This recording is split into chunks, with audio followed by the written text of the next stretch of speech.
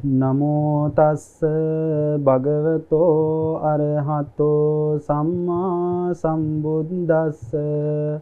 නමෝ තස්ස භගවතෝ අරහතෝ සම්මා සම්බුද්දස්ස. නමෝ තස්ස භගවතෝ අරහතෝ සම්මා සම්බුද්දස්ස. නහි වේරේන වේරානි සම්මන්තේද කුදාචනං අවේරේන ච සම්මන්තේ ඒස ධම්මෝ සනන්තනෝ. அனைவருக்கும் பொன்மணிகள் துணை. இன்னைக்கு நம்ம எல்லாரும் புத்தர் பகவான் அவர்கள் இந்த உலகத்துக்கு போதித்த ஒரு தர்மத்தை கேட்க போகிறோம். புண்ணியவர்களே, இந்த புத்தர் பகவான் அவர்கள் இந்த உலகத்துக்கு பிறந்து நம்மளை மாதிரியே ஒரு மனிதனாக வாழ்ந்து நம்ம தேடாத ஒரு காரணத்தை புத்தர் பகவான் அவர்கள் தேடினார். அப்படி தேடி போய் நம்ம யாருமே கண்டுபிடிக்காத தேடக்கூட இல்லாத ஒரு காரணத்தை புத்தர் பகவான் அவர்கள் தேடி கண்டுபிடித்தார்.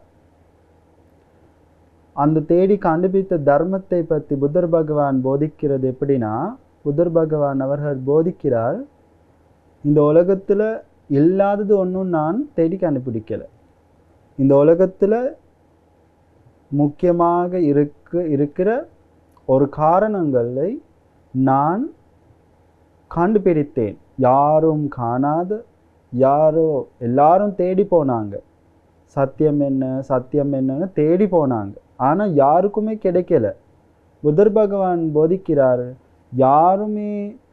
யாருக்குமே கிடைக்காத அந்த சத்தியத்தை நான் தேடி கண்டுபிடித்தேன். நான் தேடி கண்டுபிடித்த தர்மத்தை எல்லாருக்கும் போதிக்கிறேன்னு இந்த உலகத்துக்கு புத்தர் பகவான் போதித்தார். அந்த போதித்த தர்மத்தை இதுவரைக்கும் நம்ம எல்லாரும் கேட்டுக்கிட்டு வரோம். இந்த உலகத்தில் இருக்கிற மிகப்பெரிய ஆள்கள் இந்த தர்மத்தை கேட்டாங்க. அவங்க இந்த உலகத்தில் சுகமான வாழ்க்கை வாழ்ந்து அவங்க நிர்வாணத்துக்கு போனாங்க. அதே மாதிரி ரொம்ப ஆள்கள் சொர்க்கத்துக்கு போனாங்க. இன்னொரு ஆள்கள் மனித உலகத்திலேயே அவங்க எல்லாரும் சுகமாக வாழ்ந்து இந்த சம்சாரத்துக்கு போனாங்க. புண்ணியவர்களே, இப்போ உங்கள் எல்லாருக்கும், தமிழ் மக்கள் எல்லாத்துக்கும் இந்த புத்தர் பகவான் அவர்கள் போதித்த அந்த முக்கியமான தர்மத்தை போதிக்க நான் விரும்புகிறேன். அதனால் நீங்கள் எல்லாரும் மனசால சந்தோஷமாக புத்தர் பற்றி விசுவாசத்தை வச்சு, அதே மாதிரி புத்தர் பகவான் எந்த மாதிரி ஒரு தர்மத்தை போதித்தாரோ அந்த போதித்த தர்மத்தை நான் விசுவாசிக்கிறேன் அப்படின்னு விசுவாசத்தை வச்சு, அதே மாதிரி இந்த தர்மத்தை போதிக்கிற எங்களை பற்றியும் பிக்கு அவர்கள் பற்றியும் விசுவாசத்தை வச்சுக்கிட்டு இந்த தர்மத்தை நீங்கள் எல்லாரும் நன்றாக கேளுங்க. அப்படி கேட்டால் உங்களுக்கும் எல்லாருக்கும் இந்த உலகத்தில் புத்தர் பகவான் அவர்கள் போதித்த தர்மத்தை கேட்டு யாராவது மனித உலகத்தில் இருக்கிற போதே எந்த மாதிரி ஒரு சுகங்கள் அனுபவிச்சாங்களோ அந்த சுகத்தை உங்களுக்கும் அனுபவிக்க முடியும். அதே மாதிரி இந்த தர்மத்தை கேட்டு நன்றாக வாழ்ந்து சொர்க்கத்துக்கு போனாங்களோ அதே மாதிரி உங்களுக்கும் சொர்க்கத்துக்கு போகலாம். அதே மாதிரி இந்த தர்மத்தை கேட்டு நிர்வாணத்துக்கு போனாங்களோ அதே மாதிரி உங்களுக்கும் நிர்வாணத்துக்கு போகலாம். அதனால் நீங்கள் விருப்பப்படுற மாதிரி ஒரு அழகான வாழ்க்கை இந்த உலகத்தில் வாழ்ந்து நிர்வாணத்துக்கு போகிற அந்த வழியை தேடி கண்டுபிடித்து அந்த நிர்வாணத்துக்கு போகிற வழியில் போய் நிர்வாணத்துக்கு போகிறதுக்கு உங்கள் எல்லாருக்கும் வழிகாட்டுறதுக்கு நான் இந்த தர்மத்தை போதிக்கிறேன். எல்லாரும் சந்தோஷமாக விசுவாசத்தை வச்சு இந்த தர்மத்தை கேளுங்க. அப்படின்னா புத்தர் பகவான் அவர்கள் போதிக்கிறாரு, இந்த புத்தர் பகவான் அவர்கள் இந்த உலகத்துக்கு போதித்த தர்மத்தை கேட்குறதே ஒரு மிகப்பெரிய புண்ணியம்னு புத்தர் பகவான் போதிக்கிறார். அப்படின்னா இப்போ நம்ம நினைக்கிறோம், யாராவது ஒரு காரணத்தை சொன்னால் அந்த சொல்கிற காரணத்தை புரிஞ்சிக்கிறது தான் நல்லது அப்படின்னு தான் நம்ம நினைக்கிறோம். யாராவது என்னமாவது நம்மளுக்கு சொல்கிறாங்க, இது நீங்கள் செய்யணும், இப்படி செய்யணும், இப்படி செஞ்சால் தான் உங்களுக்கு நல்லது அப்படின்னு யாராவது நம்மளுக்கு புத்தி சொல்கிறாங்கன்னு நினைப்போம். அப்படி சொல்கிற போது நம்ம நினைக்கிறோம் என்ன, அவர் சொல்கிறத நான் நன்றாக கேட்டு அதை செஞ்சால் தான் நல்லது, எனக்கு நல்லது ஆகணும்னு நம்ம நினைக்கிறோம். அதே மாதிரி நான் யாருக்காவது சொல்கிறேன்னு நினைக்கிறேங்க. இப்போ நீங்கள் போய் யாருக்காவது புத்தி சொல்கிறீங்க, சின்ன பிள்ளைகளுக்கு இருக்கலாம், ஒரு யாருக்காவது புத்தி சொல்கிறீங்க, அப்படி செய்யாதீங்க, அப்படி செய்யக்கூடாது, பாவம் ஆகும் அப்படின்னு யாராவது சொல்கிறீங்க. அப்போ நம்ம நினைக்கிறது என்ன, நான் சொல்கிறது அவர் நன்றாக கேட்டா, அதே மாதிரி கேட்டதை அந்த ஆள் நன்றாக செஞ்சால் தான் அவருக்கு நல்லது நடக்கும்னு நம்ம நினச்சிக்கிட்டு இருக்கிறோம். ஆனால் ஒரு பக்கம் இருக்குது என்ன, அவர் ஒன்றுமே செய்யாமல் அது கேட்குறதே நல்லது. அப்படி தானே இப்போ நம்ம யாருக்காவது என்னமாவது சொல்கிறோம்னா அவர் நன்றாக சரி கேட்டுக்கிட்டு இருந்தாலே என்ன ஆகும், அது நம்மளுக்கு ஒரு சந்தோஷம். சரினி நான் சொன்னதை அவர் நன்றாக கேட்டார் அப்படின்னு ஒரு சந்தோஷம் கிடைக்கும். அதே மாதிரி யாராவது எங்களுக்கு சொல்கிறாங்கன்னா நாங்கள் நன்றாக நின்று சரி அப்படி தான் அப்படின்னு நம்ம கேட்குறோம். அப்படி கேட்டால் அந்த சொல்கிறவருக்கு சந்தோஷம். அப்படின்னா சாமானிய ஆள்களாக இருக்கிற நம்மளுக்கே இவ்வளோ சந்தோஷம், ஒரு இன்னொரு ஆளுக்கு சந்தோஷம், எங்களுக்கு சந்தோஷம் கிடைக்குதுன்னா, புத்தர் பகவான் இந்த உலகத்தில் யாருக்குமே சொல்ல முடியாது, யாருமே கண்டுபிடிக்காத அந்த தர்மத்தை கண்டுபிடித்து இந்த உலகத்துக்கு போதிக்கிறார்னா, அந்த தர்மத்தை கேட்குறது புத்தர் பகவானுக்கு ஒரு சந்தோஷம் அப்படியெல்லாம் ஒன்றும் இல்லை. நான் சொல்கிற தர்மத்தை கேட்குறாங்க அப்படின்னு புத்தர் பகவான் அவர்களுக்கு ஒன்றும் சந்தோஷம் அது அப்படி இல்லை. ஆனால் புத்தர் பகவான் அவர்கள் போதிக்கிறாரு, நீங்கள் கேட்குறீங்கன்னா ஒன்றுமே செய்ய வேணாம், கேட்டாலே ஒரு புண்ணியம் அப்படின்னு புத்தர் பகவான் போதிக்கிறார். அதுக்கு நன்ற ஒரு காரணங்கள் புத்தர் பகவான் கதைகள் தேசித்திருக்கிறார். அந்த காரணங்கள் என்னம்னா, ஒரு நாள் புத்தர் பகவான் அவர் வாழ்ந்த ஒரு இடத்துல இருக்கிற ஒரு தண்ணி இருக்கிற இடத்துல உட்காந்து தர்மத்தை போதிக்கிறார். மக்களுக்கு எல்லாருக்கும் தர்மத்தை போதிக்கிறார். இந்த இடத்துல ஒரு தண்ணியில் இருக்குது ஒரு தவளை ஒன்று இருக்குது. அந்த தவளை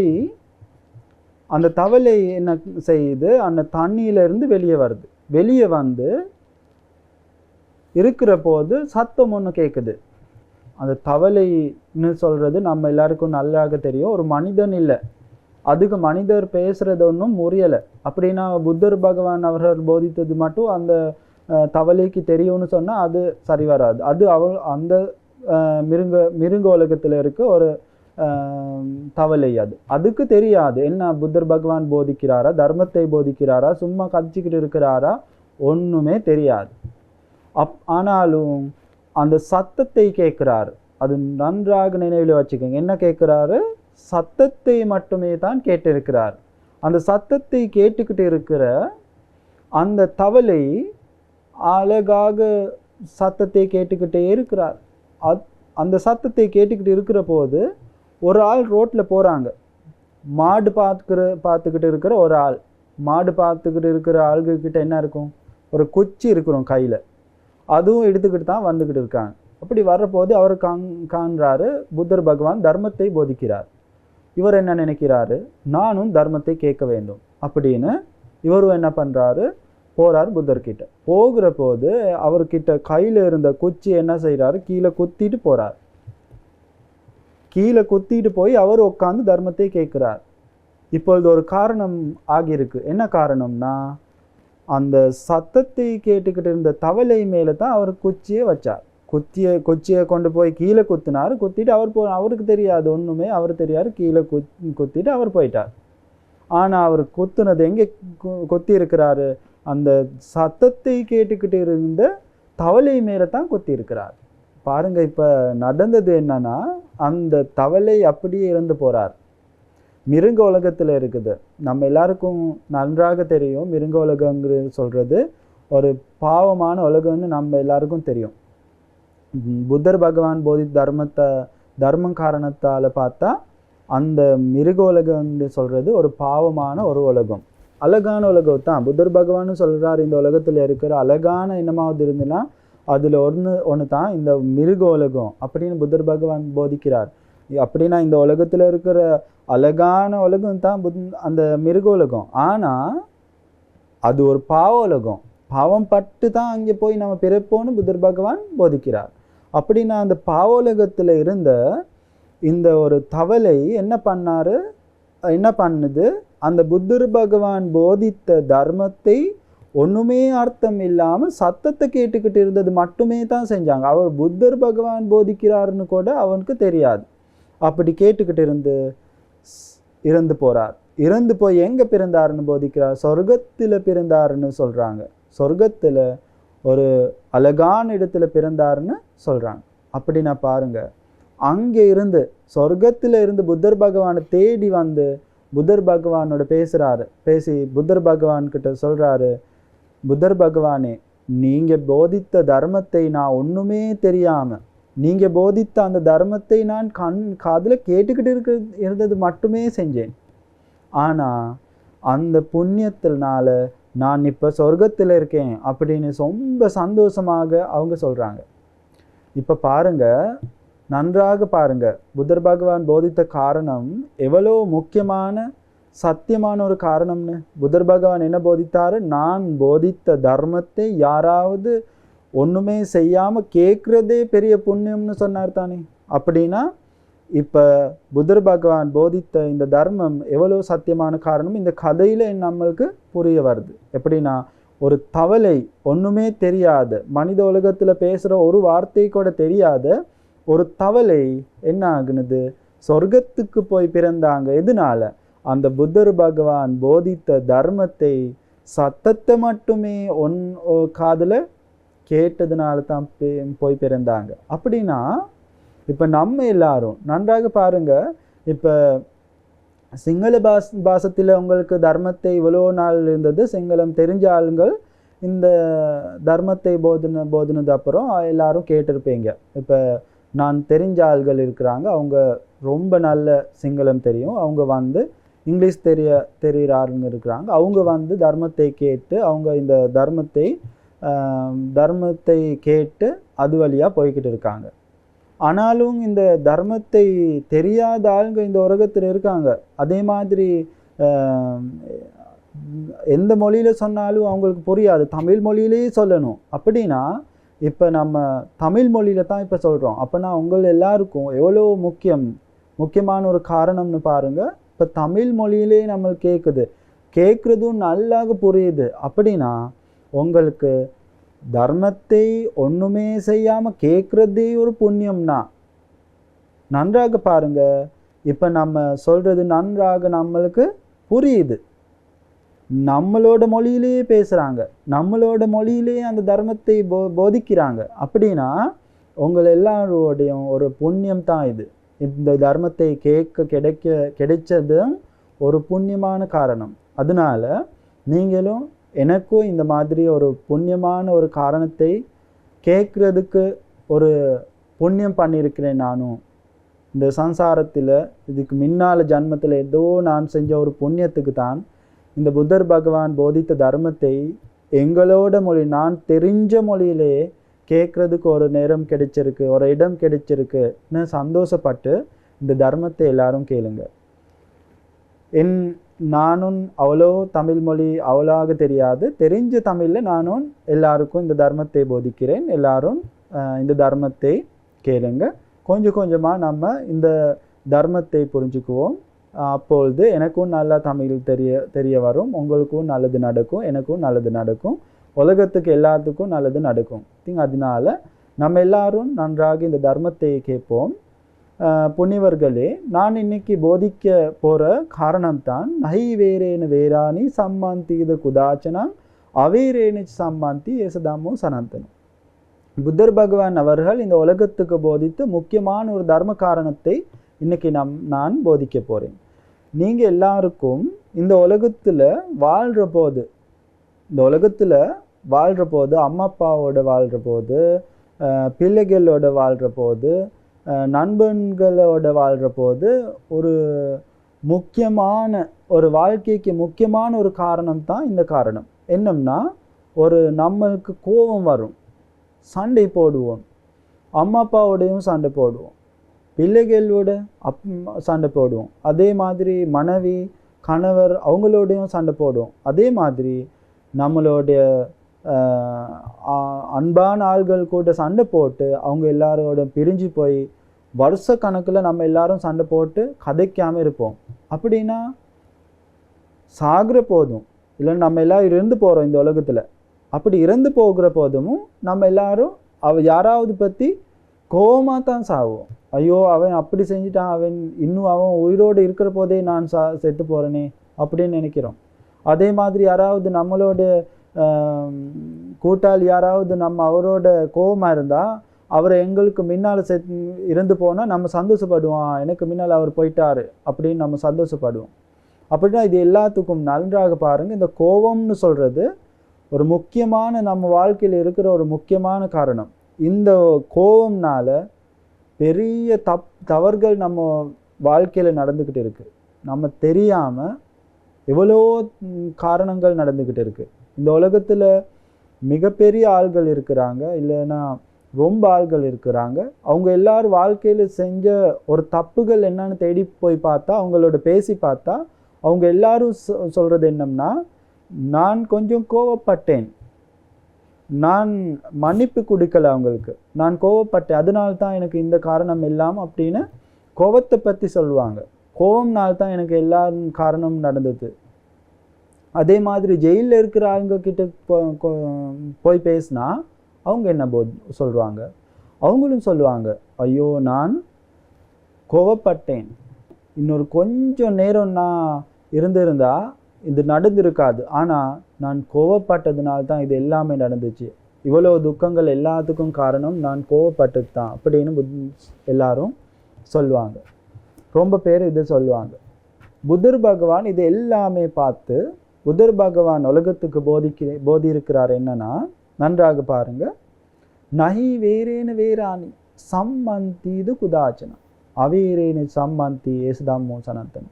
புத்தர் பகவான் போதிக்கிறார், யாருக்காவது வெறுப்பு இருந்தா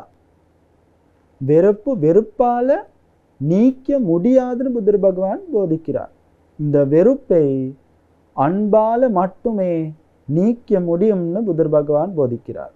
அதே மாதிரி புத்தர் பகவான் போதிக்கிறார், இந்த காரணம் புராணத்திலிருந்தே வந்துக்கிட்டு இருக்கிற ஒரு உலக தர்மம்னு புத்தர் பகவான் போதிக்கிறார். பாருங்க எவ்வளோ அழகான ஒரு காரணம் எங்களுக்கு போதிக்கிறார்னு புத்தர் பகவான் அவர்கள் போதிக்கிறார் என்னன்னா, நம்ம எல்லாருக்கும் ஒரு முக்கியமான தர்ம காரணத்தை போதிக்கிறாரு. இந்த வெறுப்பாலவே நீக்க முடியாது. அதே மாதிரி இந்த வெறுப்பை நீக்க முடிய காரணம் என்னன்னு புத்தர் பகவான் போதிக்கிறார், அன்பால மட்டுமே தான், மன்னிப்பு கொடுக்கிறதுனால மட்டுமே தான் இந்த வெறுப்பை நீக்க முடியும்னு புத்தர் பகவான் உலகத்துக்கு போதிக்கிறார். அப்படி அவர் போதிக்கிறார், இந்த தர்மம் நான் மட்டும் சொல்ற காரணமே இல்லை அப்படின்னு புத்தர் பகவான் போதிக்கிறார். எப்படி போதிக்கிறாரு, இது புராண காலத்திலிருந்தே வந்துக்கிட்டு இருக்கிற ஒரு தர்மம், உலக தர்மம் அப்படின்னு புத்தர் பகவான் நம்மளுக்கு போதிக்கிறார். இப்போ பாருங்க, நம்ம எல்லாருக்கும் இந்த புத்தர் பகவான் போதிக்கிற காரணம் எவ்வளோ அழகான ஒரு காரணம்னு. நம்ம எல்லாரும் இந்த உலகத்தில் எப்படியோ வாழ்ந்துக்கிட்டு இருக்கிறோம். அப்படி வாழ்கிற நம்ம வாழ்க்கையில் எவ்வளோ தவறுகள் நடக்குது. அந்த நடக்கிற எல்லா தவறுகளுக்கும் காரணம் ஒன்று இருக்கலாம். அப்படி இருக்கிற ஒரு காரணம் தான் இந்த கோபம், இந்த வெறுப்பு அப்படின்னு நம்ம சொல்லலாம்.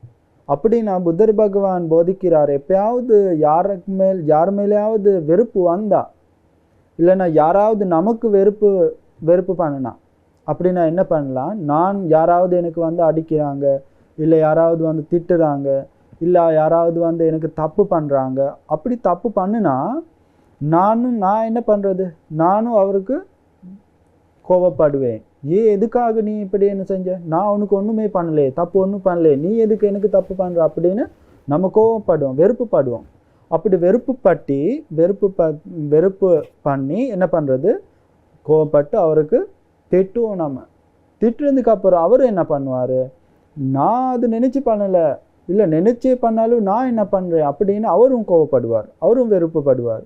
அப்படி பண்ணி 2 பேரும் 2 பக்கமாக சண்டை போட்டு திட்டிக்கிட்டு எவ்வளோ காலமாக வருஷ கணக்கால் இருந்த நண்பர்கள் எல்லாரும் கோவப்பட்டு பிரிஞ்சு போவாங்க. இல்லை வீட்டிலேயே ஒரு அம்மா அப்பாவோட பிள்ளைகள் சண்டை போடுவாங்க. அம்மா அப்பாவும் பிள்ளைகளும் விரும்பி பிரிஞ்சிருப்பாங்க. அதே மாதிரி மனைவி கணவர் 2 பேரும் சண்டை போட்டு பிரிஞ்சிருப்பாங்க. அப்படின்னா பாருங்க, இந்த உலகத்தில் இந்த கோபம் வெறுப்புன்னு சொல்கிறதுனால எவ்வளோ தவறுகள் நடக்குது, எவ்வளோ நம்ம எல்லாரும் பிரிஞ்சு போயிருப்போம். அப்படின்னா புத்தர் பகவான் போதிக்கிறார், யாராவது நமக்கு வந்து திட்டி என்னமாவது பண்ணுனா நம்மளுக்கு கோபம் வரலாம். ஆனால் கோபம் வந்தாலும் அவரும் எங்களுக்கு வெறுப்பப்படுறாரு, நானும் அதுக்காக அவரும் வெறுப்பப்படுறாரு, அவரை இதுக்கு எனக்கு கோபப்பட்டு திட்டுறாருன்னு நம்மளும் அவங்களுக்கு திட்டிக்கிட்டு போனால் இந்த பிரச்சனை முடியாது. வெறுப்பால் நீக்க முடியாதுன்னு புத்தர் பகவான் அதனால போதிக்கிறார். அப்படின்னா புத்தர் பகவான் போதிக்கிற காரணம் என்னம்னா, அவர் எனக்கு வெறுப்பப்பட்டு என்கிட்ட வந்தாலும் கோவப்பட்டு என்கிட்ட வந்தாலும் எனக்கும் கோபம் வரும். அவர் தான் எனக்கு தப்பு பண்ணியிருக்கிறார். ஆனாலும் நான் கொஞ்சம்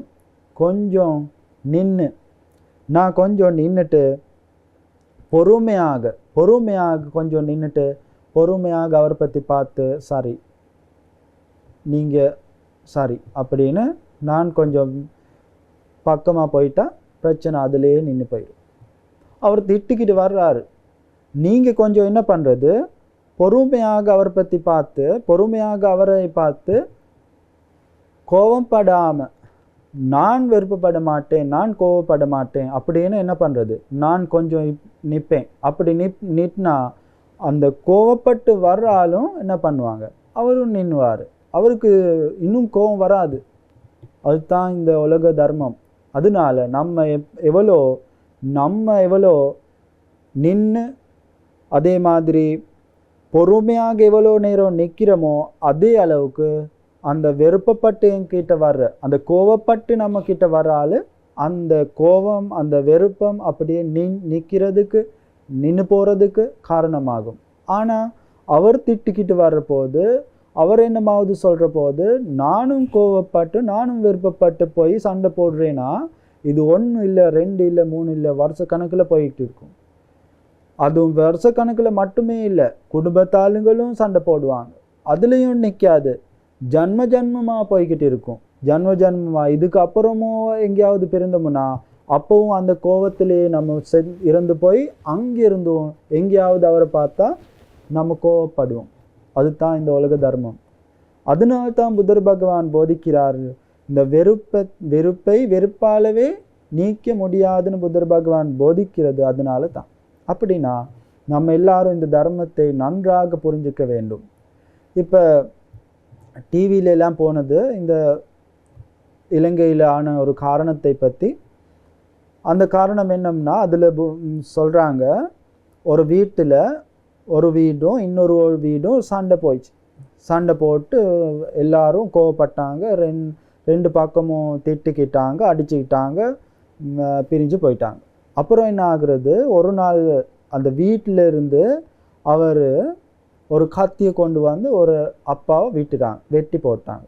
அந்த வீட்டிலேருந்து இந்த வீட்டுக்கு வந்து வெட்டி இந்த மனிதர் இறந்து போயிட்டாங்க. அப்புறம் என்ன பண்ணுறது, அவர் ஜெயிலுக்கு போட்டாங்க. இந்த இறந்து போன வீட்டில் இருக்கிற மகன்கள் என்ன பண்ணுறாங்க, நீங்கள் வந்து எங்கள் அப்பாவை வெட்டிட்டீங்களா, இருங்க நான் நல்ல வேலை பண்ணுறேன்னு அவங்க ஜெயிலில் இருந்து வெளியே வர்றது வரைக்கும் பார்த்துக்கிட்டு இருந்து இவங்க என்ன பண்ணாங்க, இந்த பிள்ளைங்கள் போய் அவங்க அந்த அப்பாவை வெட்டிட்டாங்க. அவங்க என்ன பண்ணாங்க, அந்த அப்பாவோட மகன்கள் நினைக்கிறாங்க எங்கள் அப்பாவை நீ வெட்டிட்டியா, அப்படின்னா நான் நல்ல வேலை பண்ணுறேன்னு இவங்க எல்லாரும் ஜெயிலில் போனது அப்புறம் வர வரைக்கும் நின்று அவங்க என்ன பண்ணாங்க, இவங்கள வெட்டிட்டாங்க. அப்படின்னா பாருங்க, இதே மாதிரி அவங்க ஜெயிலுக்கு போகிறாங்க, இவங்க ஜெயிலுக்கு போகிறாங்க, குடும்பமாக அவங்க இவங்க பிள்ளைகள் எல்லாரும் இப்படி கோவப்பட்டு மரணம் செய்துட்டு ஜெயிலில் போய், இது எல்லாத்துக்கும் காரணம் என்ன? அந்த கோபம், அந்த வெறுப்பம் அப்படின்னு நம்ம சொல்லலாம். அப்படி வெறுப்பு தான் இது எல்லாத்துக்கும் காரணம். அப்படின்னா அந்த குடும்பத்தில் இந்த கோபம், இந்த பிரச்சனை அந்த 2 குடும்பத்தில் ஒரு பேர் இல்லை சரி அப்படின்னு பேசி இந்த காரணத்தை அப்படியே நிறுத்தியிருந்தா இந்த காரணம் இவ்வளோ தூரத்துக்கு போகாது. அப்படி போகாமல் இருந்திருந்தா இந்த நேரம் எல்லாரும் நன்றாக சந்தோஷமாக வாழ்ந்துக்கிட்டு இருப்பாங்க. இந்த உலகமே பேசுகிற ஒரு காரணமாகி இவரோ கெட்டமான ஒரு ஆள்கள் பற்றி பேசுகிறது ஒரு உலகம் இருக்காது, ஒரு காரணம் இருக்காது. அப்படின்னா பாருங்க, எவ்வளோ துக்கமாக எவ்வளோ பயமாக இந்த உலகத்தில் அவங்க வாழ்ந்திருப்பாங்க. இப்போ நான் அவங்கள வெட்டிட்டேன், அப்போ அவங்க எங்களை வெட்டுவாங்க எப்பயாவதுன்னு நம்ம நினச்சிக்கிட்டு இருப்போம், பயமாக இருப்போம். எப்பயாவது ரோட்டில் போனாலும் பயம் இருக்கும், யாராவது பேசிக்கிட்டு இருந்தாலும் பயமாக இருக்கும். எனக்கு தெரிஞ்ச ஆள்களோட அவங்க பேசிக்கிட்டு இருந்தாலும் கொஞ்சம் பயமாக இருக்கும், எதுக்கு பேசுகிறானோ அவரும் பிடிச்சிக்கிட்டாங்களோ அப்படின்னு பயமாக இருக்கும். அப்படின்னு பாருங்கள், இந்த பயம் இது எல்லாமே எதுனால? அந்த கோபம்னால தான். அந்த நம்ம ஒரு நேரம் அவருக்கு மன்னிப்பு கொடுக்காம இருந்ததுனால தான் இது எல்லாத்துக்கும் காரணம். அப்படின்னா இப்போ பாருங்கள், நீங்கள் எல்லாரும் தமிழ் ஆளுங்க ரொம்ப படங்கள் பார்ப்பீங்க. அந்த படத்தில் ஒரு மாதிரி இருக்கும், ஒரு ஹீரோ இருப்பாங்க, ஒரு இன்னொரு ஆள் இருப்பாங்க. அவர் என்ன பண்ணுவாங்க, சண்டை போடுவாங்க, 2 பேரும் என்னமாவது காரணம் பண்ணி சண்டை போட்டு வில்லனை அடிப்பாங்க. அடித்ததுக்கு அப்புறம் என்ன பண்ணுவாங்க, வில்லன் ஒரு தப்பு செஞ்சாங்க, அதனால தான் ஹீரோ அடிப்பாங்க, அதுதான் காரணம். அப்படி அடித்ததுக்கு அப்புறம் என்ன பண்ணுவாங்க, அந்த வில்லன் போய் அவரோட பெருசாளுகள் எல்லாத்துக்கும் கொண்டு வந்து பிளான் பண்ணி அவங்கள அடிப்பாங்க. அப்புறம் அவரும் என்ன பண்ணுறா, எல்லாத்துக்கும் அடித்து போடுவாங்க. இந்த படம் முடிகிறது எப்படி? ஒரு 3 காரணங்களுக்கு. எப்படி? ஒன்று தான் அவர் அடித்து அவரை கொலை பண்ணி கதையை அப்படியே முடிச்சுப்போம், அவர் செத்து போயிட்டாரு, சாரி கதையை முடிப்போம்.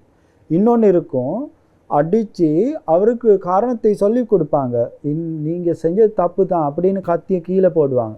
இனிமேல் அதெல்லாம் பண்ணாதீங்க, நீங்கள் செய்கிறது தப்பு அப்படின்னு கத்தியை கீழே போடுவாங்க. அதில் கதை முடிஞ்சு போகிறோம், அந்த வில்லன் எல்லாத்தையும் புரிஞ்சுக்கிட்டாங்க. இன்னொன்று இருக்கும், வில்லனும் அதே மாதிரி ஹீரோவும் 2 பேரும் அன்பாகுவாங்க, சரி அப்படின்னு. அப்படி ஆகுனதுக்கப்புறம் கதை முடிஞ்சு போகும். அப்படின்னா பாருங்கள், இதில் நம்ம எல்லாரும் சந்தோஷப்படின காரணம் என்னம்னா, அந்த சண்டை போட்டு அந்த சண்டையில் அந்த வில்லன் செத்து போனால் நம்ம எல்லாருக்கும் சந்தோஷம், அடித்து ஹீரோ அவங்க ஜெயிச்சிட்டாங்க அப்படின்னு சந்தோஷப்படுவோம். ஆனால் பாருங்கள், உண்மையான வாழ்க்கையில் இந்த காரணத்தை நம்ம எடுத்து நம்மளும் சண்டை போட்டோம்னா அந்த சண்டைத்தினால முதல்ல நான் சொன்ன அந்த கதையும் பார்த்து இந்த காரணத்தை பார்த்தா பாருங்கள், நன்றாக என்ன நடக்குதுன்னா, யாராவது ஒரு ஆள் இன்னொரு ஆளுக்கு அடித்தா அவங்க சரின்னு இந்த தப்பை புரிஞ்சுக்கிட்டு வந்தால் சரி. அப்படி இல்லைன்னா இந்த காரணம் வந்துக்கிட்டே வரும். பாவம் செஞ்சுக்கிட்டே இருப்போம். இப்போ பாருங்கள், உண்மையான வாழ்க்கையில் ஒரு மனிதனை நம்ம சாகடிச்சிட்டோம்னா, அப்படின்னு சொல்கிறது சரியானு தெரியாது, ஆனால் சாகடிச்சிட்டோம்னு தான் நம்ம சொல்லலாம். அந்த சாகடிச்சிட்டோம்னா பாருங்கள் நன்றாக எவ்வளோ பாவம். புத்தர் பகவான் அவர்கள் போதிக்கிறார் இந்த உலகத்துக்கு, மிருக உலகத்தில் இருக்கிற ஒரு மிருகத்தை, யாராவது சின்ன ஒரு மிருகத்தை கூட நம்ம சாகடிச்சிட்டா அதுக்கு ஒரு பாவம் சேர்க்கும். அந்த பாவத்தை நம்ம அனுபவிக்க வேண்டும் அப்படின்னு புத்தர் பகவான் போதிக்கிறார். எப்படி அனுபவிக்கணும்னு போதிக்கிறாரு.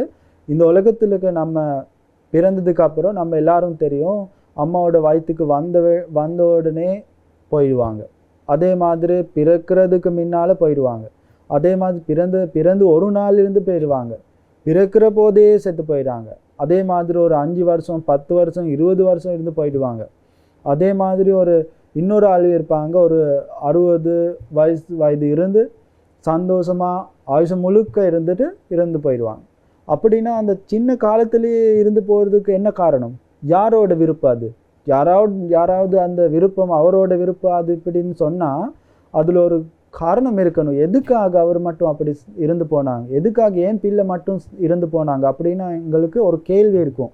ஆனால் புத்தர் பகவான் நமக்கு போதிக்கிறாரு, இந்த மரணம் ஆகிறதுக்கு, இந்த பாவம் அனுபவிக்கிறதுக்கு வேற யாரும் காரணம் இல்லை, நீங்களே செஞ்ச ஒரு காரணம் தான் இதுக்கு காரணம். என்ன காரணம்? நீங்கள் இதுக்கு முன்னால ஜன்மத்தில் எங்கேயாவது இடத்துல இந்த மிருகங்களை நீங்கள் சாகடிச்சிட்டிங்கன்னா என்ன ஆகும்? அதுக்கு ஒரு பாவம் சேர்க்கும். அந்த பாவத்துக்கு கிடைக்கிற தண்டனை தான் சின்ன காலத்திலே இந்த ஆயுஷம் முழுக்க இருக்காமல் செத்து போகிறது. இதுதான் காரணம், இதுதான் பாவம், இதுதான் நம்ம அனுபவிக்க வேண்டியதுன்னு புத்தர் பகவான் இந்த உலகத்துக்கு போதி இருக்கிறார். அப்படின்னா பாருங்கள், ஒரு மிருகத்தை கொன்னாலே இவ்வளோ பாவம்னா, இப்போ நம்ம ஒரு மனிதர்கள் வாழ்க்கையை இல்லாமல் பண்ணிட்டு அவரை சாகடிச்சிட்டா எவ்வளோ பாவம் சேர்க்கும். அப்படின்னா நம்ம ஒரு பிரச்சனை வந்ததுக்கு அப்புறம் அந்த பிரச்சனைக்கு தீர்ப்பு இதுதான்னு சொல்லி ஒரு மனிதனை போய் கொல்றோம்னா அதனால நம்மளுக்கு சேர்க்குற எவ்வளோ பாவங்கள் நம்ம சேர்த்து வச்சுக்கிற போகிறோம். அப்படின்னா அது நன்றாக நம்ம எல்லாரும் புரிஞ்சுக்க வேணும். அப்படின்னா புத்தர் பகவான் உலகத்துக்கு போதிக்கிற இந்த காரணத்தை நன்றாக பார்த்தா, இந்த கோபம், இந்த வெறுப்பு இது எங்கள் வாழ்க்கைக்கு வந்துச்சுன்னா அவரோட போய் பேசி, நம்ம பொறுமையாக போய் பேசி இந்த காரணத்தை நிப்பாட்ட வேணும். அப்படி நிப்பாட்டினா நம்ம 2 பேரும் நன்றாக வாழுவோம், சந்தோஷமாக வாழுவோம். எனக்கு தெரிஞ்ச ஒரு ஆள் இருக்கிறாங்க, அவங்க தர்மத்தை தெரியாதனால ஒரு 30 வருஷம் கொஞ்சம் 2-3 வருஷம் இல்லை, 30 வருஷமாக ஒரு ரோட்னால சண்டை போட்டு பிரிஞ்சிருக்கிறாங்க. இந்த வீட்டும் அந்த வீடும் அப்படி பிரிஞ்சிருக்கிறாங்க. இவர் ஒரு தர்மத்தை கேட்டு அந்த புத்தர் பகவான் போதித்த தர்மத்தை அது வரைக்கும் அவர் தர்மத்தை கேட்கல. 30 வருஷம் தர்மத்தை கேட்காம இருந்து தர்மத்தை கேட்டார். தர்மத்தை கேட்டதுக்கு அப்புறம் அவர் புரிஞ்சுக்கிட்டாரு, இப்படி நான் கோவப்பட்டு இருக்கிறது எனக்கு ரொம்ப கஷ்டம். நான் சேர்த்து வச்சுக்கிற அவரை கண்டாலே எனக்கு கோபம் வருது. அது எல்லாமே அவர் ரோட்டில் போகிறத பார்த்தாலும் கோபம் வருது, அவர் என்னமாவது வேலை பண்ணிக்கிட்டு இருந்தாலும் கோபம் வருது, ஏன் ரோட்டில் போனாலும் கோபம் வருது. அதனால இது எனக்கு மனம் வலி, இது சரி வர்றது. அதனால நான் அவர்கிட்ட போய் மன்னிப்பு கேட்கணும் அப்படின்னு. அவர் தப்பு செஞ்சுருக்கலாம், அது எனக்கு காரணம் இல்லை. இன்னும் என்ன செஞ்சார்? 30 வருஷத்துக்கு அப்புறம் அவர் போய் அவர்கிட்ட சொன்னார், நம்ம எல்லாரும் 30 வருஷமாக இப்படி கோபமாக இருக்கோம், நான் அதனால இனிமேல் அதெல்லாம் தேவையில்லை, யார் தப்பு செஞ்சாலும் பரவாயில்லை, நம்ம நல்லா இருப்போம், நீங்கள் உங்களுக்கு எப்படி வேணுமோ அப்படி ரோட்டை வெட்டிக்கங்க, காரணம் இல்லை அப்படின்னு விட்டுட்டாங்க. அவங்க ரோட்டும் வெட்டலை, ஒன்றுமே இல்லை, அவங்களும் சந்தோஷமாக இருக்கிற ரோட்டில் போய் இருக்கிறாங்க, இவங்களும் சந்தோஷமாக இருக்கிறாங்க. இப்போ 2 பேரும் சேர்ந்து எவ்வளோ புண்ணியங்கள் பண்ணிக்கிட்டு இருக்கிறாங்க. அப்படின்னா பாருங்கள், இந்த உலகத்தில் எப்பயாவது நம்ம விட்டு கொடுக்குறோம்னா, எப்பயாவது கோபம் இப்போ இதெல்லாம் வந்ததுக்கப்புறம் சரி நீங்கள் தான் சரி அப்படின்னு நம்ம விட்டு கொடுத்தோம்னா, நம்ம கோபம் அன்பால் அது பிரச்சனையை தீர்த்தோம்னா அப்படியே அந்த பிரச்சனை இல்லாமல் போயிடும். அதுதான் புத்தர் பகவான் இந்த உலகத்துக்கு போதிக்கிறார். இதை பற்றி புத்தர் பகவான் போதிக்கிறதுக்கு ஒரு காரணம் இருந்தது. அந்த காரணம் ஒரு கதை தான். அந்த கதையும் இப்போ உங்களுக்கு எல்லாருக்கும் நான் போதிக்கிறேன். புத்தர் பகவான் இந்த உலகத்தில் இருக்கிற போது நடந்த ஒரு காரணம். ஆனால் இந்த கதை ஆரம்பித்தது ரொம்ப காலத்துக்கு முன்னால். அந்த காலத்தில் ஒரு வீட்டில் ஒரு அம்மாவும் அப்பாவும் ஒரு மகனும் இருந்தாங்க. நன்றாக சந்தோஷமாக வாழ்ந்தாங்க. எல்லாம் சமைச்சு சாப்பிட்டு அழகாக வீட்டில் வச்சுக்கிட்டு அழகாக சந்தோஷமாக இருந்தாங்க. இப்படி சந்தோஷமாக இருந்த வீட்டில் அப்பா உடனடியாக செத்து போயிட்டாங்க. இப்படி செத்து போனதுக்கப்புறம், இறந்து போனதுக்கப்புறம் இந்த அம்மா நினைக்கிறாங்க, இப்போ நானும் பிள்ளையும் மட்டும் தான் இருக்கிறோம், இப்போ எப்பயாவது நானும் இப்போ இறந்து போயிடுவேன், அதனால என் பிள்ளைக்கு ஆக வேண்டியது நான் செஞ்சு கொடுக்க வேண்டும் அப்படின்னு நினச்சி என்ன பண்ணுறாங்க, பிள்ளைக்கு ஒரு கல்யாணம் பண்ணி வச்சுக்கிறாங்க. அப்படி கல்யாணம் செஞ்சு வச்சதுக்கப்புறம் சந்தோஷமாக 2 வருஷம் போகுது. ஆனால் மனைவிக்கு பிள்ளைகள் இல்லை. பிள்ளைகள் இல்லாமல் போனதுக்கப்புறம் என்ன பண்ணுறாங்க, அம்மா போய் மகனுக்கு சொல்கிறாங்க, நம்ம வம்சம் எல்லாம் இல்லாமல் போக போகுது, உனக்கு ஒரு பிள்ளை இருந்தால் தான் இந்த வம்சம் போகும், ஆனால் உன்னோடே நின்று போக போகுது, அதனால இன்னொரு மனைவி கொண்டு வா, எனக்கு ஒரு பிள்ளை வேணும் அப்படின்னு சொன்னதுக்கப்புறம் அம்மாவோட வார்த்தைனால இன்னொரு மனைவியை கொண்டு வந்தாங்க. இப்போ பாருங்கள் எப்படி இந்த கதை வரப்போகுதுன்னு. இப்போ 2 மனைவிகள் வீட்டில் இருக்காங்க. உங்களுக்கு எல்லாருக்கும் நன்றாக தெரியும், 2 பொண்ணுகள் ஒரே இடத்துல இருந்தால் எவ்வளோ சண்டைகள் இருக்கும். ஆனால் இந்த வீட்டில் சண்டை இல்லை. ஆனால் அந்த முதல்ல வந்த மனைவி 2வது வந்த மனைவிக்கு சொல்கிறாங்க, உங்களுக்கு ஒரு குழந்தை வயிற்றுக்கு வந்தால் எனக்கு சொல்லுங்கள், நான் உதவி பண்ணுறேன் அப்படின்னு சொல்கிறாங்க. பாசமாக தான் சொல்கிறாங்க. அவங்களும் நினைக்கிறாங்க, சரி இவ்வளோ நல்ல ஆளுங்க, இவங்க எனக்கு பாசமாக சொல்கிறாங்க அப்படின்னு வயிற்றுக்கு குழந்தை வந்தனோடையே போய் அவங்க சொல்கிறாங்க. முதல்ல வந்த மனைவிக்கு போய் சொல்கிறாங்க, இப்போ எனக்கு ஒரு குழந்தை பிறக்க போகுது அப்படின்னு சொல்கிறாங்க. அவங்களும் சந்தோஷமாக சரியா அப்படின்னு சோறுக்கு அங்கே இங்கே மருந்து போட்டு கொடுத்து அந்த பிள்ளை இல்லாமல் பண்ணுறாங்க. இது கொஞ்ச நாள் போய் பார்த்தா குழந்தை இல்லை. அப்புறம் என்ன பண்ணுறது, இன்னும் காலம் போகுது, இன்னொரு குழந்தை வயிற்றுக்கு வந்துச்சு. அப்போவும் போய் அந்த முதல்ல வந்த மனைவிக்கு போய் சொல்கிறாங்க, 2வது மனைவி போய் சொல்கிறாங்க, இப்போ மறுபடியும் எங்கள் வயிற்றுக்கு ஒரு குழந்தை வந்துச்சு அப்படின்னு போய் சொல்கிறாங்க. இப்படி சொன்னதுக்கப்புறம் அந்த முதல்ல வந்த மனைவி என்ன பண்ணுறாங்க, மறுபடியும் மருந்து கொடுத்து அந்த குழந்தையும் இல்லாமல் பண்ணிடுறாங்க. இப்போ என்ன பண்ணுறது, அவங்களும் நினைக்கிறாங்க, என்ன வயிற்றுக்கு வருது போகுது என்ன பண்ணுறது அப்படின்னு பேசிக்கிட்டு இருக்கிற போது அந்த 2வது வந்த மனைவி கிட்ட மற்ற ஆள்கள் எல்லாம் பேசுகிற போது சொல்கிறாங்க, ஒன்றும் நீ உன் வயிற்றுக்கு குழந்தை வந்ததுக்கப்புறம் அந்த முதல்ல வந்த மனைவிக்கு போய் சொல்லாதீங்க, அவங்க தான் என்னமோ பண்ணி இந்த குழந்தை இல்லாமல் பண்ணுறாங்க அப்படின்னு சொல்கிறாங்க. அப்படி தான் அப்படின்னு இவங்களும் நினச்சி என்ன பண்ணுறாங்க, சொல்லவே இல்லை. ஆனால் சொல்லாட்டியும் 3வது தடவை குழந்தை வயிற்றுக்கு வந்ததுக்கப்புறம் என்ன ஆகும், குழந்தை வளர வயிறும் முன்னால் வரும். முதல்ல வந்த மனைவி என்ன பண்ணுறாங்க, இந்த வயிறை பார்த்து கேட்குறாங்க, என்ன இப்படி உங்களுக்கு ஒரு குழந்தை பிறக்க போகுதா? அப்போ தான் இவங்க சொல்கிறாங்க, ஆமாம் எனக்கு ஒரு குழந்தை பிறக்க போகுது. அப்படின்னா எதுக்கு எனக்கு சொல்லலை, நீங்கள் தான் 2 தடவை உங்களுக்கு சொன்னேன், நீங்கள் தான் மருந்து கொடுத்து என்னமோ பண்ணி என் குழந்தைகள் இல்லாமல் போச்சு, ஆனால் இந்த தடவை உங்களுக்கு நான் சொல்லலை, அதனால பாருங்கள் என் குழந்தை இப்போ இருக்குது அப்படின்னு சந்தோஷமாக சொல்கிறாங்க. இப்போ அவங்க நினைக்கிறாங்க என்ன, ஐயோ இப்போ எனக்கு நஷ்டமாக போகுது, இந்த வீடு எல்லாமே அவங்களுக்கு தான், இப்போ பிள்ளை பிறந்தா எல்லாரோட அன்பு எல்லாமே அவங்களுக்கு போயிடும், அப்படின்னா எனக்கு ஒன்றுமே இல்லை அப்படின்னு அவங்க சோகப்பட்டாங்க, துக்கப்பட்டாங்க. அப்படின்னு அவங்க என்ன பண்ணாங்க, அந்த வளர்ந்து இருக்கிற வயிறெல்லாம் நல்லா வளர்ந்து இருக்கிற அந்த 2வது மனைவிக்கு மருந்து கொடுத்தாங்க. இப்போ என்ன பண்ணுறது, கொஞ்சம் வயிற்றுக்கு குழந்தை வந்த உடனே இந்த மருந்து கொடுத்தா சரியாக அந்த குழந்தை இல்லாமல் போகும். ஆனால் இப்போ பெரிய கஷ்டம் வந்துச்சு. என்ன பண்ணாங்க, அவங்க சாகிற வரைக்கும் வலி வந்துச்சு.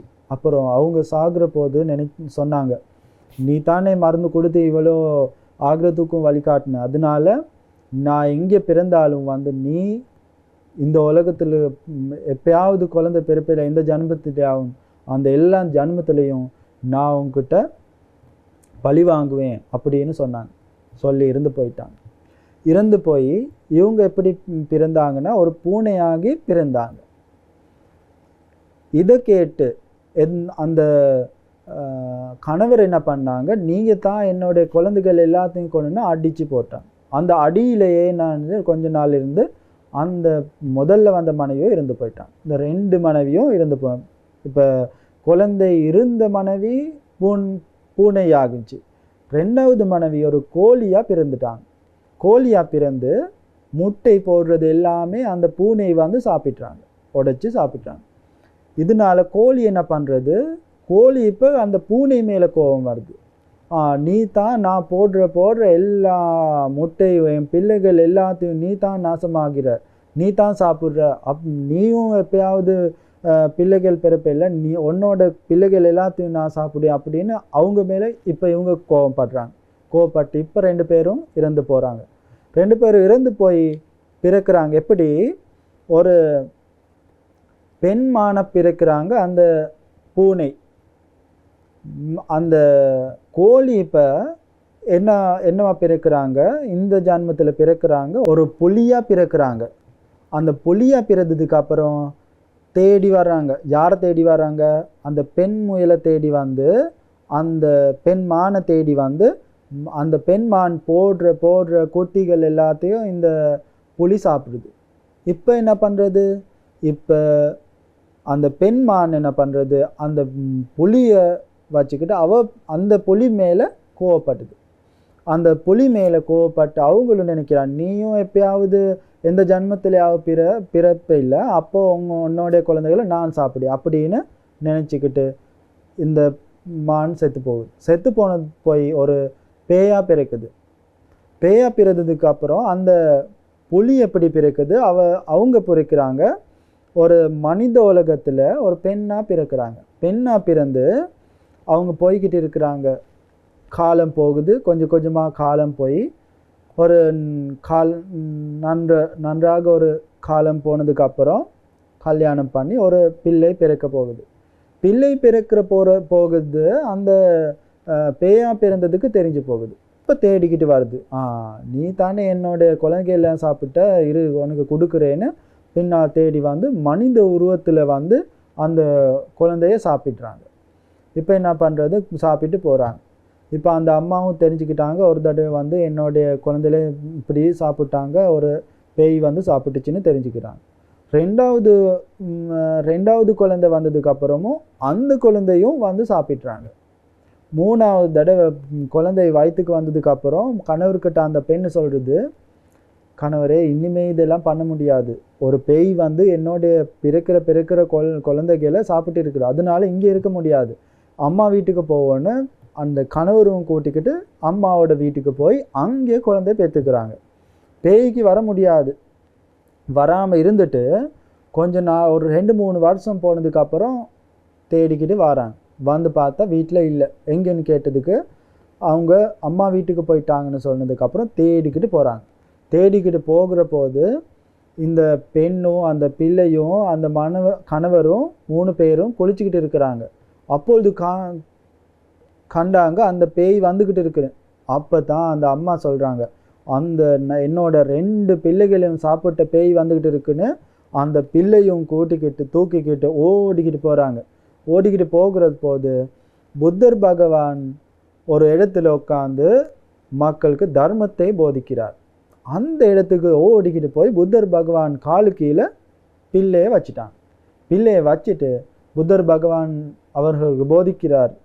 சொல்கிறாங்க, புத்தர் பகவான் என் பிள்ளையை காப்பாற்றுங்க, என் பிள்ளை சாக போகுது, இந்த ஒரு பேய் என் பின்னாலே வந்து சாகடிக்க போகுது, 2 பிள்ளையும் சாகடிச்சிட்டாங்க, 2 பிள்ளையும் தின்னே சாப்பிட்டாங்க, இப்போ இந்த பிள்ளையும் சாகடிக்க வர்றாங்க, இந்த பிள்ளையை பார்த்துக்கோங்க அப்படின்னு கால் கீழே வச்சுட்டாங்க. சரி நான் பார்த்துக்கிறேன்னு அந்த பேயை கூட்டு வந்து கேட்குறாங்க, எதுக்காக நீ இதெல்லாம் பண்ணுற அப்படின்னு கேட்டதுக்கு இந்த பேய் இது எல்லாமே சொல்கிறது, இதனால தான் நான் இதெல்லாம் பண்ணுறேன், இந்த பெண்ணு இதுக்கு முன்னாள் ஜன்மத்தில் எனக்கு இப்படி செஞ்சுத்தி, அதனால தான் நான் இப்படி பழி வாங்குறேன் அப்படின்னு சொன்னதுக்கு புத்தர் பகவான் போதிக்கிறார், நஹி வேரேன வேராணி சம்மந்தி இது குதாச்சனம் அவேரேனு சம்மந்தி ஏசுதம்மோ சனந்தனோ. இந்த உலகத்தில் யாருக்காவது கோபம் வந்துச்சுன்னா, வெறுப்பு வந்துச்சுன்னா, அந்த வெறுப்பால் நீக்க முடியாது அப்படின்னு புத்தர் பகவான் போதிக்கிறார். அந்த வெறுப்பு அன்பால் மட்டுமே தான் நீக்க முடியும். இது ஒரு உலக தர்மம், புராணத்திலிருந்து வர்ற ஒரு உலக தர்மம் அப்படின்னு புத்தர் பகவான் போதிக்கிறார்.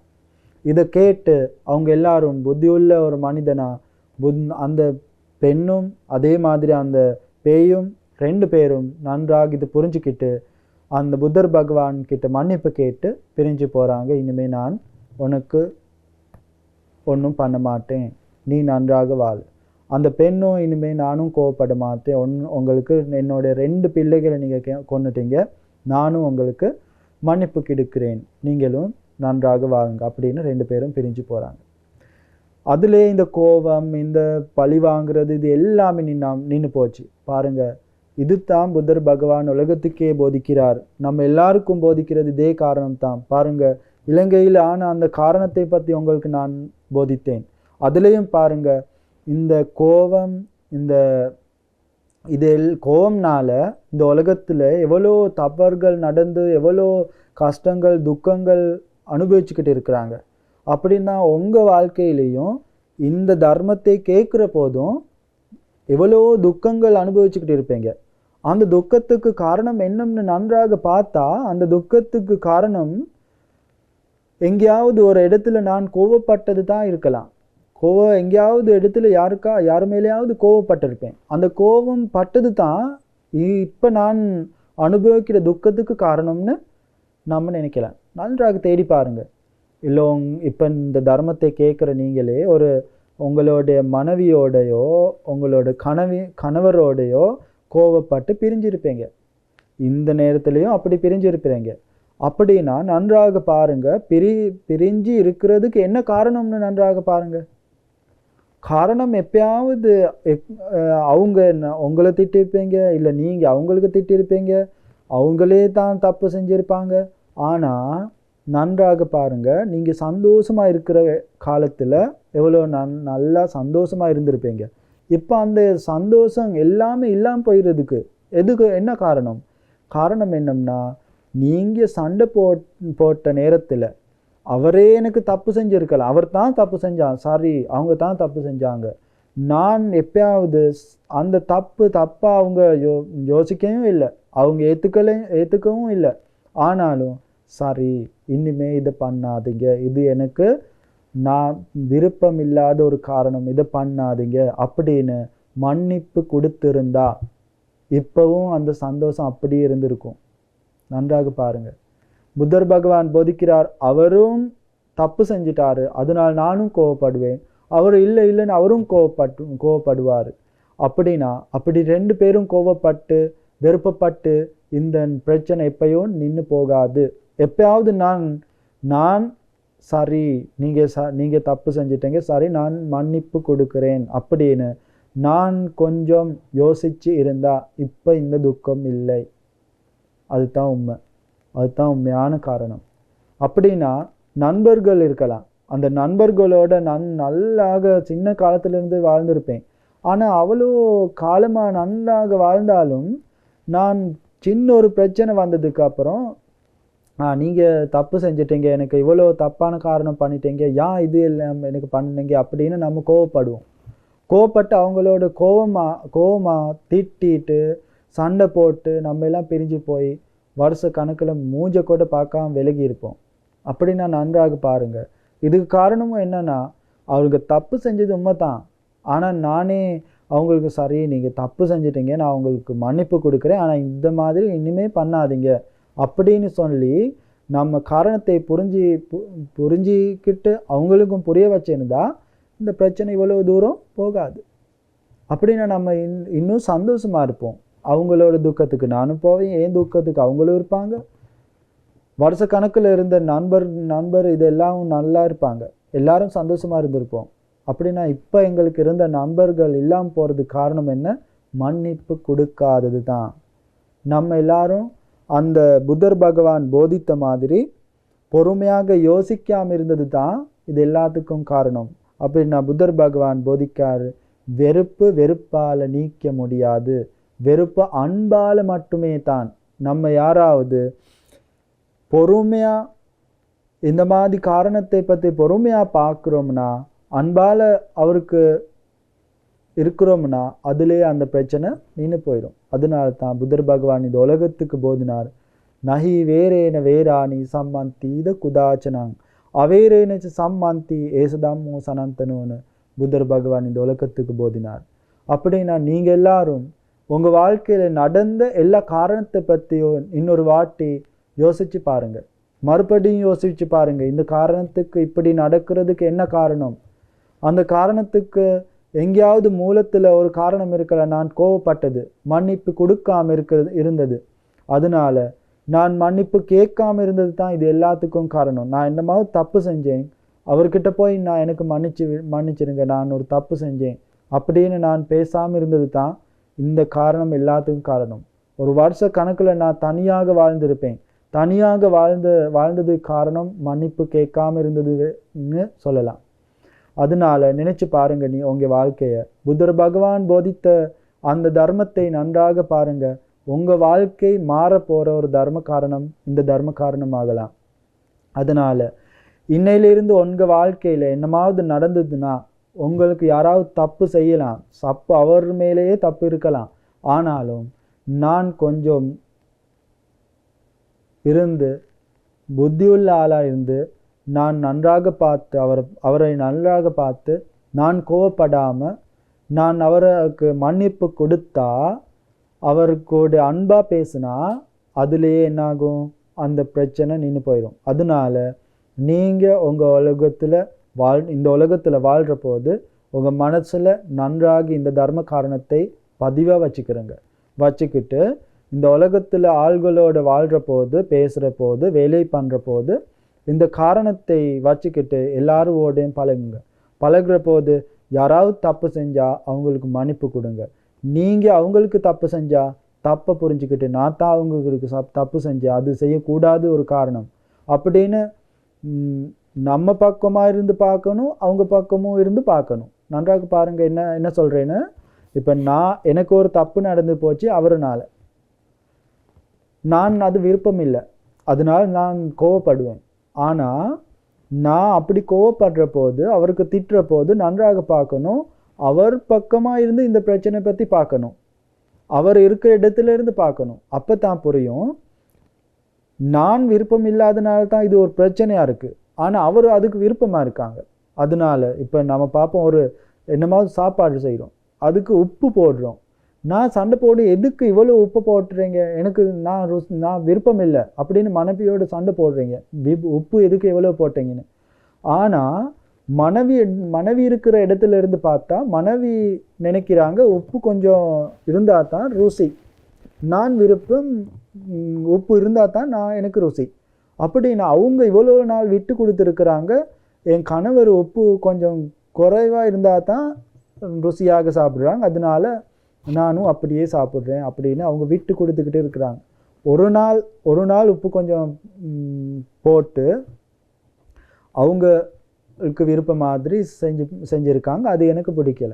அப்படின்னா நான் கோவப்படாம ஒரு நாள் நின்று அவங்கள பற்றி கொஞ்சம் பார்த்து, அவங்க இருக்கிற இடத்துல இருந்து பார்த்து அவங்கக்கிட்ட அன்பா பேசியிருந்தா, கோவப்படாம வெறுப்பப்படாம அவங்க கிட்ட கொஞ்சம் பேசி, எதனால உப்பு கொஞ்சம் ரொம்ப போட்டிருக்கீங்க, நீங்க உப்பு போட்டு சாப்பிட்றதுக்கு விருப்பமா அப்படின்னு கேட்டா, அவங்க ரொம்ப சந்தோஷமா சொன்னா, ஆமா நான் கொஞ்சம் உப்பு போட்டு சாப்பிட்றதுக்காக நான் விருப்பம் அப்படின்னு சொன்னா, ஒரு நாள் நான் விட்டு கொடுத்தா என்ன சரி, அப்படின்னா எனக்கு கொஞ்சம் செஞ்சு அது பக்கமா வச்சு உங்களுக்கு செய்யறதுக்கு உப்பு போட்டுக்குங்க அப்படின்னு சொன்னா, பாருங்க எவ்வளோ அன்பான ஒரு காரணம், எவ்வளோ பாசமான ஒரு காரணம். ரெண்டு பக்கமும் அழகான ஒரு வாழ்க்கை, அழகான ஒரு புரிஞ்சுக்கிட்ட ஒரு வாழ்க்கை ஆகும். அப்படின்னா உங்களோட வாழ்க்கை அவ்வளோ அழகான ஒரு வாழ்க்கை ஆகுறதுக்கு புத்தர் பகவான் போதித்த இந்த தர்ம காரணத்தை உங்கள் வாழ்க்கைக்கு எடுத்துக்கோங்க. அப்படின்னா இன்னைக்கு நம்ம எல்லாரும் ரொம்ப நேரம் இந்த மாதிரி அழகான ஒரு தர்ம காரணத்தை கேட்டோம், அதே மாதிரி ஒரு முக்கியமான ஒரு தர்ம காரணத்தை கேட்டோம். நம்ம வாழ்க்கை இவ்வளோ நாள் எப்படி வாழ்ந்தோமோ, எப்படி தவறுகள் நடந்ததோ, இனிமே அது மாதிரி தப்புகள் நடக்காம நம்ம வாழ்க்கை அழகான ஒரு வாழ்க்கை ஆகி கொண்டுக்கிட்டு நம்ம இறந்து போவோம். நம்ம எல்லாரும் அப்படி இறந்து போகிற போது சந்தோஷமாக, யார் பற்றியும் கோபம் இல்லாமல், யார் பற்றியும் வெறுப்பு இல்லாமல், யார் பற்றியும் அவருக்கு விருப்பம் இல்லை இவருக்கு விருப்பம் இல்லை அப்படின்னு ஒன்றுமே இல்லாமல் சந்தோஷமாக எல்லாருக்கும் போகிறேன்னு சொல்லி இந்த உலகத்தை விட்டு போக முடியும்னா அதுதான் நம்ம வெற்றி. அதனால அந்த வெற்றியான வாழ்க்கையை உங்கள் எல்லாருக்கும் அமைச்சு கொள்றதுக்கு இந்த தர்ம காரணம் முக்கியமான ஒரு காரணமாக வேண்டும்னு நான் சொல்லிட்டு இந்த தர்ம போதனை இதோடு நிப்பாற்ற போகிறேன். அனைவருக்கும் மண்மணிகள் துணை.